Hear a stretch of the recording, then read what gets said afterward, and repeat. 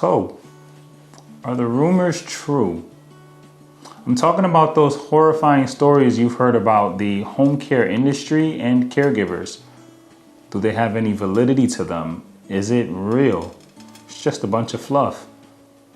I know it can be a scary conversation, but we have to speak a little bit about getting some help at home. You're still working and still active, and the person you love is no longer safe at home. But don't feel bad. You're taking the right steps and making sure in this phase of the aging journey, they're getting the support needed. But you've heard so many horrible, bad stories about home care. So many horrifying situations involving caregivers. And you wonder, should you risk it and get the help you need, or should you continue to go at this alone? I'm Jonah Francis with Pansy Home Care Service, and in this video, I will address those very concerns. After watching this video, you will have the information needed to make the decision on whether getting some professional support is for you. Let's address the elephant in the room.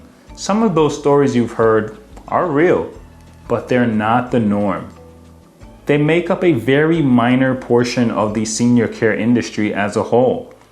What you've most likely heard is the worst possible situations that took place.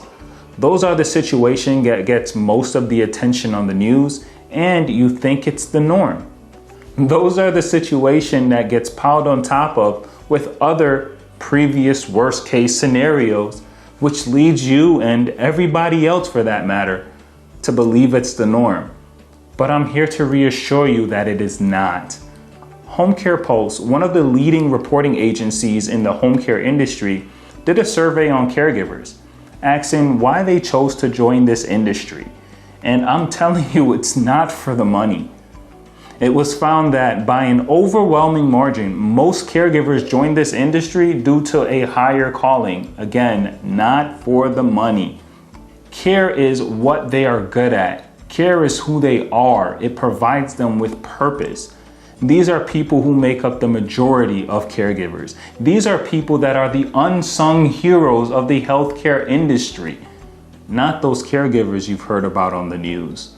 So, did this help ease your mind just a little bit? To be clear, I'm not saying there's no such thing as bad situations. I'm saying that by far, bad situations are not the norm, and it's not something that happens regularly. In this next section, I'm going to help you make sure you make the right decision and increase your chance of success when getting help at home. And it starts up here with your mind and your perspective. A huge issue that's never quite addressed in the senior care industry is the fact that caregivers are oftentimes not set up for success, which means inevitably you, as the client, are also not set up for success. While there are so many teachable sides for caregivers, like being oriented to the client, teaching them about the client's diagnoses so that they have a good understanding of the person's needs, and the hands-on training that is required so they can properly support the client's daily living and those activities related to them, that's not the part of success I'm referring to. I'm actually referring to you, your mind, and your perspective. Here's something to consider. I'm here to tell you that professional caregivers are really looking for 1 to 2 clients to equal their full-time hours for the most part. So they can, much like you, have work-life balance, go home and care for themselves and their family members as well. Also, consider the fact that we're now in a day and age where both employee choice and unemployment is at an all-time high. This means you have to create your plan of success and what that looks like for you and the person you're caring for before you can do anything else. Then ask yourself, does this align with the industry norms? And if it does not, what sacrifices are you willing to make in order to make this happen? A situation I see people fall into all the time is, I don't need full-time care, and that's valid. I only need 2 to 3 hours, a few days a week. What do I do?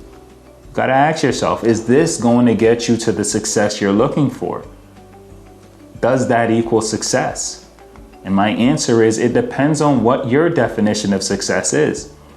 Answer these questions. Do you want just one caregiver? Do you need help 7 days a week?